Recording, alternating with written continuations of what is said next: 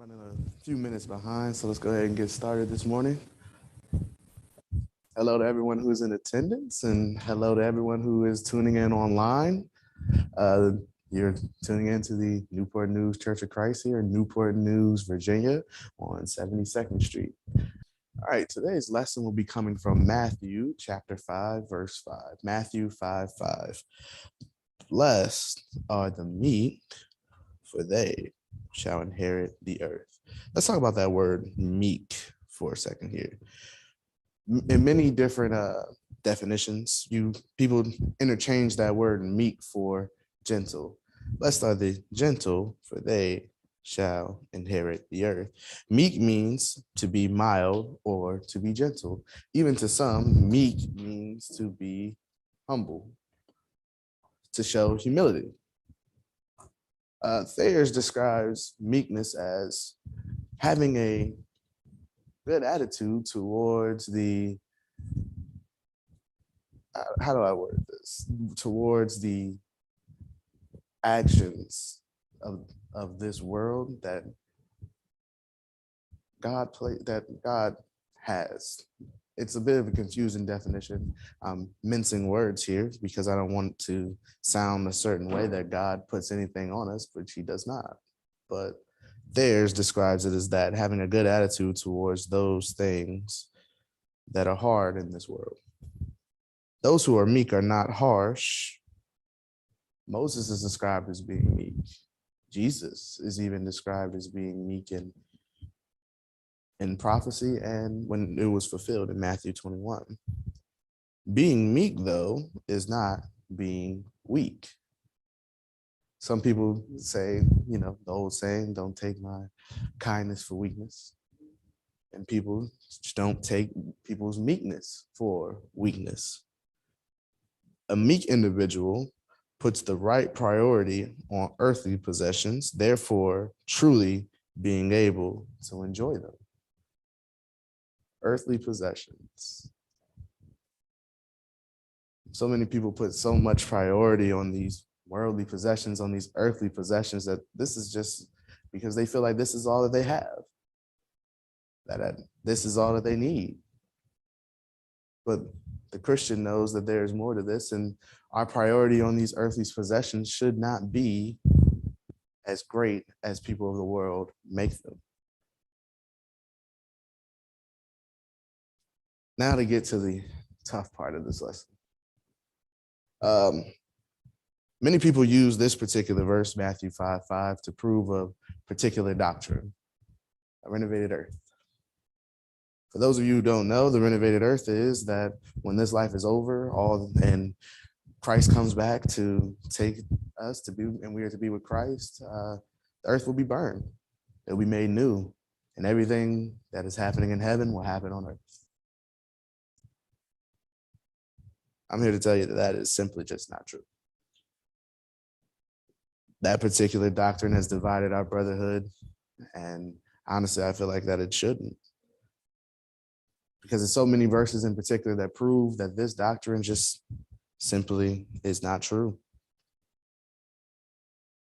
They get that particular doctrine and they try to use this verse as that to increase this particular doctrine just by the stating of inheriting the earth.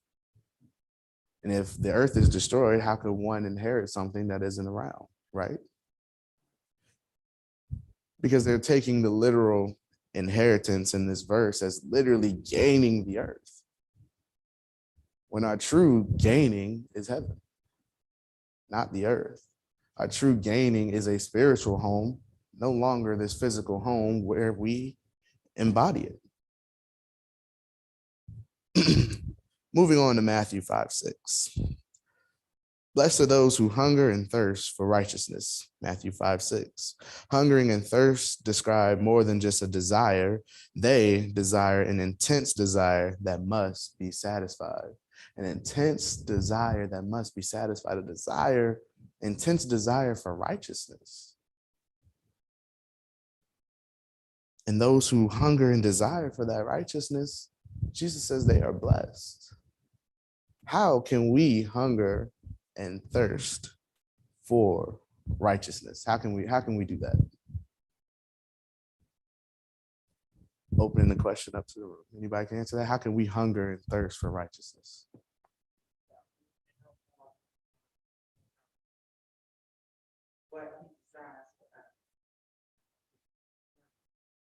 Reading the word of God, trying to truly understand what he desires from us. Yes, that's one way. Anybody got anything else? Yes, ma'am.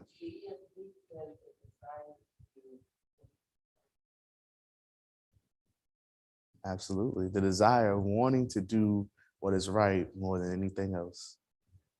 This world today, it seems like the people who do good are looked down upon, and the people who do bad are they're lifted up, put on a podium.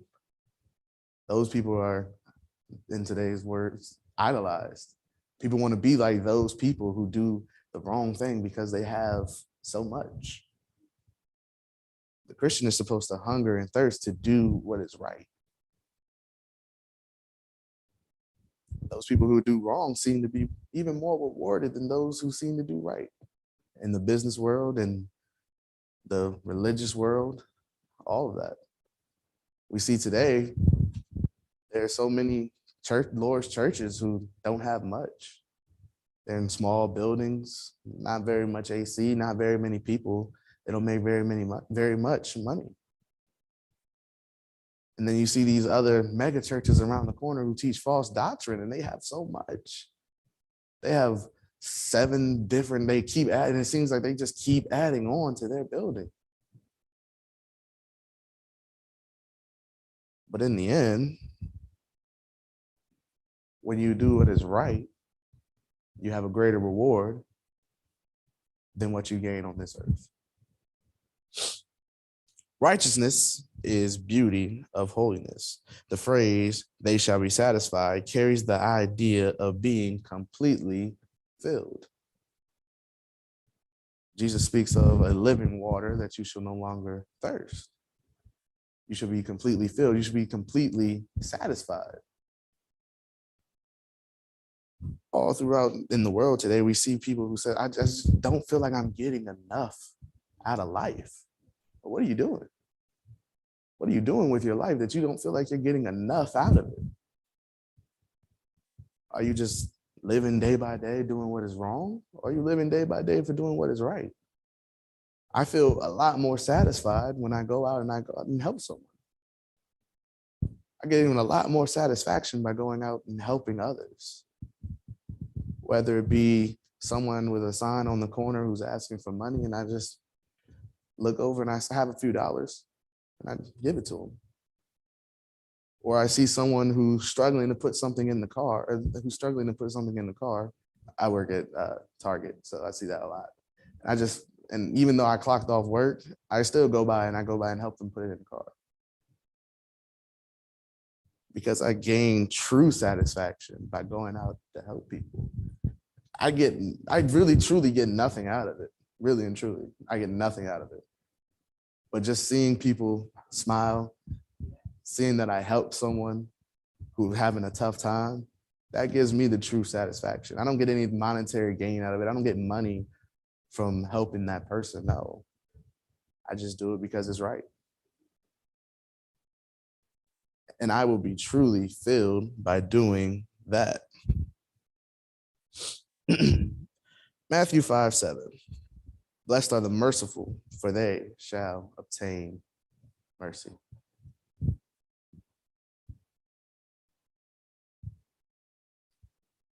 There we go. Blessed are the merciful, for they shall obtain mercy. Mercy is compassion. Those who sympathize and have pity. Mercy stretches past the guilty and the suffering and the needy. This is a condition of receiving mercy from God.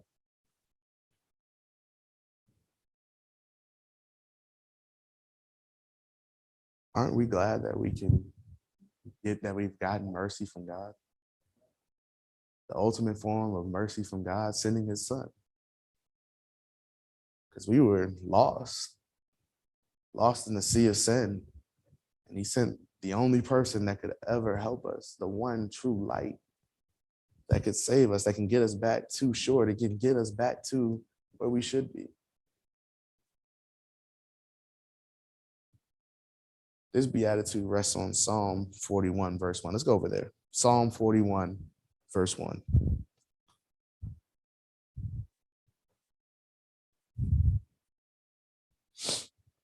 Psalm 41, verse 1. Blessed is he that considers the poor.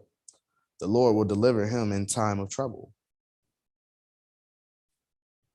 Wow. And continuing in verse 2, the Lord will preserve him and keep him alive, and he shall be blessed upon the earth, and thou wilt not deliver him unto the will of his enemies. That is truly amazing. God's mercy even extends past than what we could ever know. Could you imagine if as soon as we sin, God just struck us dead right then and there? Pretty sure there'd be no one alive on the world today. Very few people would be alive in the world. But that's the mercy of God. God is very merciful upon us. Continuing, Matthew 5:8. Blessed are the pure in heart, for they shall see God. Blessed are the pure in heart.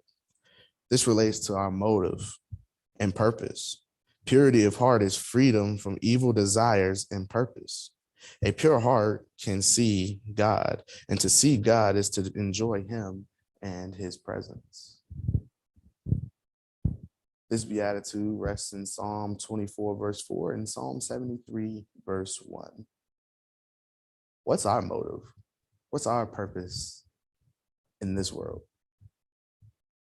What's our motive? What's the reason that we should be getting up every day? What's our purpose of even having these years on this world, on this earth? Absolutely, to do the will of the Lord. And what else? To bring others to the Lord. Yeah, absolutely. To do the will of the Lord and to bring others to Christ as well. That's our purpose. So many people ask, what is the meaning of life? What is the meaning? What is the reason that we're here? And that's it. We're here for each other. We're here to help each other. We're here to do all these things in Matthew 5.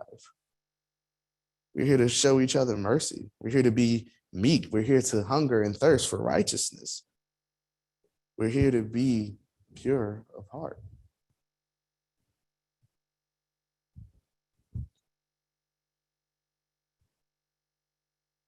Matthew 5, verse 9, blessed are the peacemakers. We show peace by our disposition and action. Since God is the God of peace and Christ is the Prince of Peace, we shall be sons of God if we are peacemakers. What is a peacemaker? What is someone who's a peacemaker?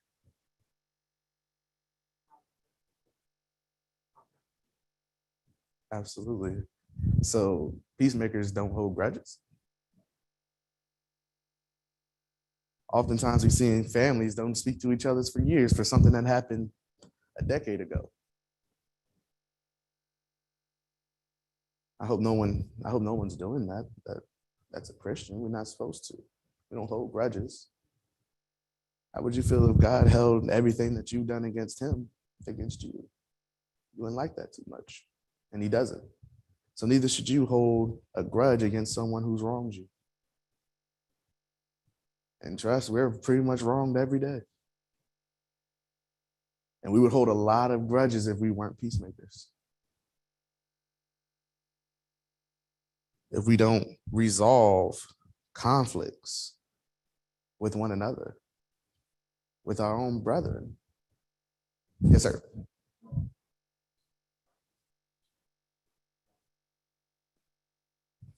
I was definitely going to get to that. Peace in terms of compromising the gospel. So many of the denominations want us to just be together. We all believe in the same thing, right? So why can't we all just work together? But really and truly, we don't. We don't believe in the same things. They believe that there isn't any other way to be saved other than through baptism. That's simply just not true. There is no Lord's Prayer. There's no amount of money that you can pay to save your soul. None of that. And we should not compromise the gospel for peace, to cease religious arguments.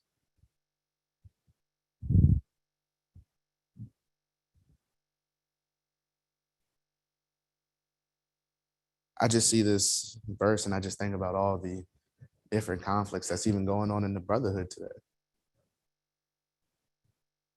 over just silly things. If you should be able to eat in the building is one that's very popular. If there should be more than one Lord's Supper cup is also very popular. Just things that in the grand scheme just don't really matter, but they only matter to them. But let's try to go out and be peacemakers. Matthew 5:10. Blessed are they which are persecuted for righteousness' sake, for theirs is the kingdom of heaven. Yes, sir. See, that one's tough though. Yep, absolutely. Pride, not being the one to. Why do I have to give up something so they can so they can win? We see that so often. I would hope to just say in the world, but even in the Lord's church, where so many people don't want to just give up a little, to feel just a little wrong in the overall grand scheme, just to have peace. You're absolutely right, though. That's one that I didn't even have. I'm add that one really quickly. But moving back on to Matthew 5:10, blessed are those who have been persecuted for the sake of righteousness. For theirs is the kingdom of heaven. Now, when we think of persecution, we don't think of how persecution was back then. In the building of the church in the book of Revelation, we see a lot of persecution. Christians who were told to renounce Christ or lose their life. Fox's Book of Martyrs is a really, really good book if you want to know what the Christians in the first century church suffered. Just to highlight a few, many of them were burned at the stake. Many of them were crucified, beaten, all types of other things just in the name of Christ. How are we persecuted today, though? Hopefully they don't go around trying to kill us, but it could happen. But how are we persecuted today? What are some persecutions that the new Christian, should look out for and be prepared for? One is that common to me, they'll call you names. They will call you names. It won't seem that harsh, but Bible thumper, a do-gooder, on and on, things of that nature. They'll call you names. They'll even separate themselves from you. Oh, well, he doesn't really participate, in certain things. So we're just going to leave him out and we'll just bring everyone else. He's a Christian. We'll just leave him out and we'll just include everyone else. What are some other ways that we're persecuted? Fighting against the status quo. That is a type of persecution. If you didn't hear, she said in the LGBTQ community today, it's in front of us. This whole month of June is dedicated to it. Everything is turned, rainbow now. And we know the wrongness in things that people do, and we just have to just go by it, take it, go through life. Even it just being thrown at our children in schools, on TV, all types of things. Another form of persecution that you can even see on TV is they take religion for a joke. Religion is often the butt of every joke on TV. Different depictions of Christ that aren't right. Different depictions of God that aren't right. And we just have to, hopefully you flip the TV and you don't watch those things. But sometimes it's just a little 3-second clip that you could see, or something that's said in passing. And we have to, it's nothing that we can do about it. We are alienated from society pretty much. If you even mention that you're a Christian to anyone who maybe not even believe in God, or someone who's, as she said, part of the LGBTQ community, you're persecuted. You're immediately seen as someone who just hates. Oh, you're a Christian, so you must hate me now because of my lifestyle. I would hope that's not true, that you hate someone because of their lifestyle. You're not supposed to hate anyone. But just being a Christian. Yes, ma'am.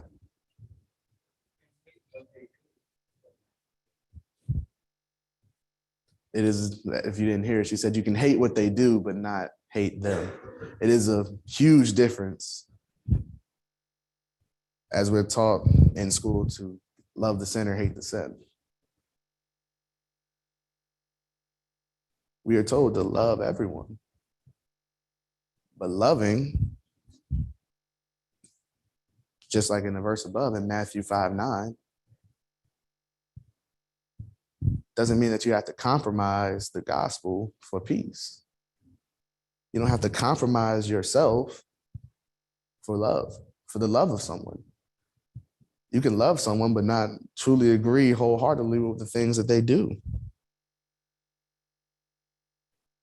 To be a citizen of the kingdom, you must be ready to be persecuted. To maintain peace, one must be ready for this persecution. As Brother Michael said earlier, you have to give up a little to keep peace. And oftentimes the Christian has to be persecuted for peace. Persecution can come in many forms. We listed those forms earlier. Those who are persecuted have the promise of heaven. Christ was persecuted. The apostles were persecuted. So if you think that you're going to go through this life as a Christian and not be persecuted, you either have one foot in, one foot out,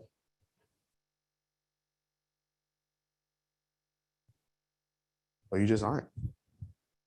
Because it's going to happen. Persecution happens. We're persecuted at our jobs. We're persecuted by our own families, friends, neighbors, people who we pass by just randomly on the streets. We might even go to a store. Persecution is everywhere, and we have to be ready, and we have to look out for it, and we have to know that it's going to happen. But we can rejoice when we count it worthy to suffer for, with Christ.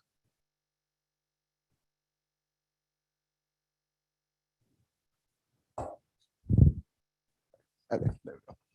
I want us to look at where they get these Beatitudes from. We stated earlier, and in case you missed it, the different Beatitudes also have different psalms to correspond with the different Beatitudes, different psalms that correspond with the different Beatitudes. This particular psalm, Beatitude, comes from Psalm 37, 39, and 40.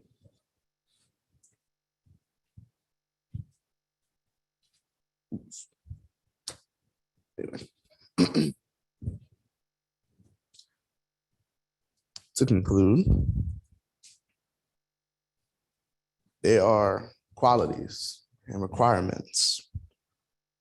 Blessed are those who are poor in spirit, for they are heirs of heaven. We have to be poor in spirit. Blessed are those who mourn, for they shall be comforted. We're going to mourn in this life, in this Christian walk. Blessed are the meek, for they shall inherit the earth. We have to have humility. We have to be meek. Blessed are they which do hunger and thirst for righteousness. We have to hunger and thirst for righteousness. Blessed are the merciful, for they shall obtain mercy. We have to be merciful as well. Blessed are the pure in hearts, for they shall see God. We have to have a pure heart. Blessed are the peacemakers, for they shall be called the children of God. We have to be peacemakers. Blessed are they which are persecuted for righteousness' sake, for theirs is the kingdom of heaven. We're going to suffer persecution in this Christian walk as well. All of these things mentioned by Christ. And just as true as they were then, they are just as true now. All of the Beatitudes still hold weight today. Still should be followed today.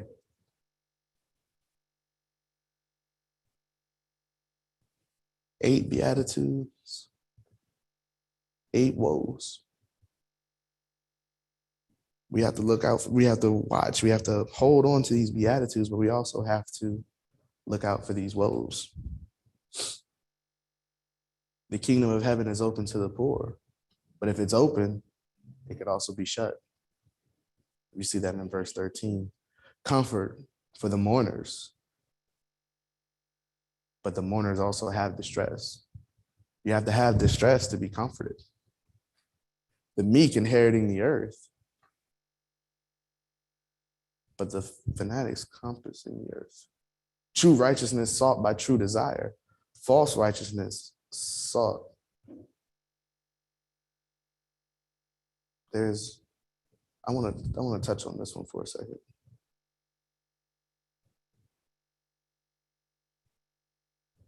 There is a false righteousness.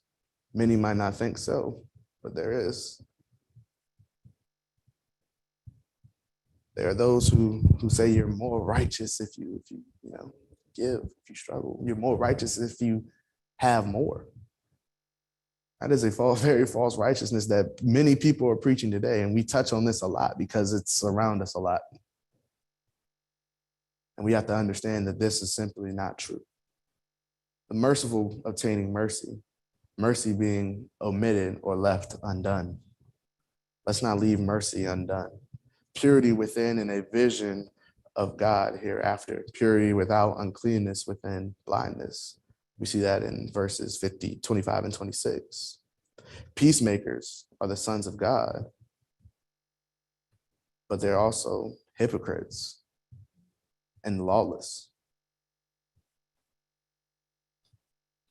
Those who say that they are for peace, but then go around and cause chaos, those are hypocrites. And there are those out there. We see it a lot in Washington. Amen. Absolutely. They scream peace. They scream, we all just want to get along. But in behind the scenes, they're stringing the lawlessness, stringing they're hypocrites. And we voted those people into office. So we have to be careful. We have to truly understand what we're doing. And we have to pray for those as well. We're asked to. We're asked to pray for those who are our leaders, not only in the church, but in the world.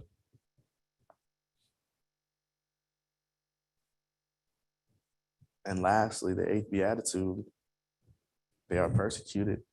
They are also persecutors. We have to be very mindful that in these beatitudes, although they be positives, we have to watch out for those negatives as well.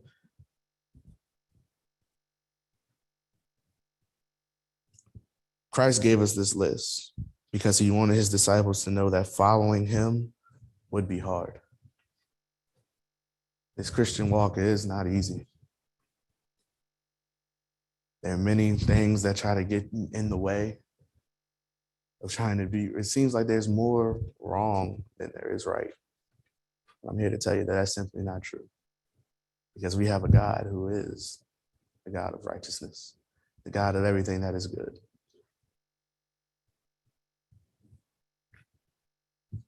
And Christ will take care of you too if you have these characteristics. The Beatitudes is a very rich study. It's something that we can all live by, something that we can all go by, something that we can all try.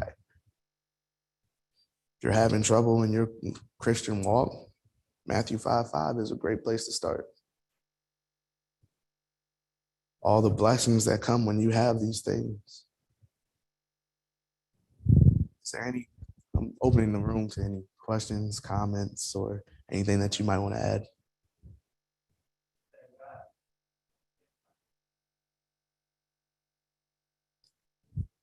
I think we should see it less as people just going out and doing wrong and more as people who really, truly need our help,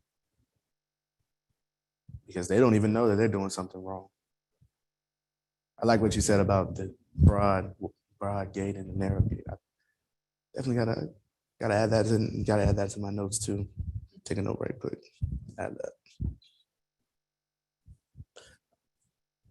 Anybody else? Anything to add?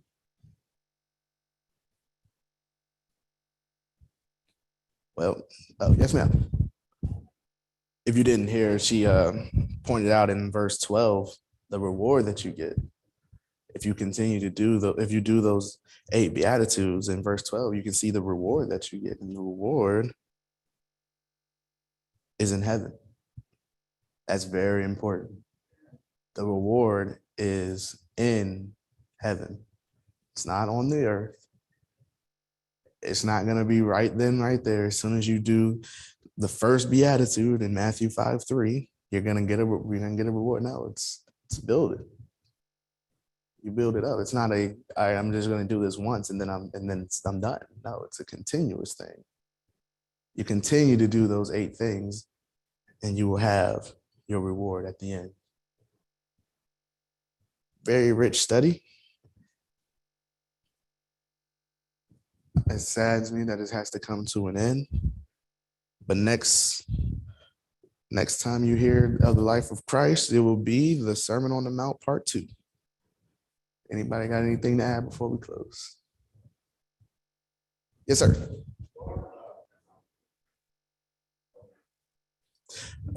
Brother Bob, and then we're going to close. No, okay.